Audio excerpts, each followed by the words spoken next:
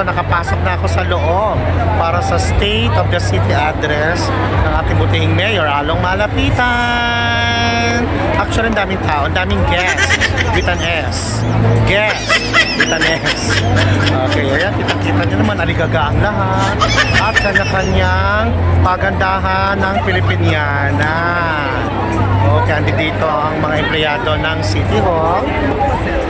At syempre, nanti dito si Vice Mayor Karina Te at si Councilor Echeverry. Hello po. Ay! Si Concione.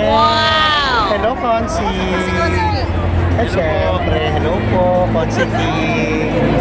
Hi. So maya-maya mag-start na. So, see you around again.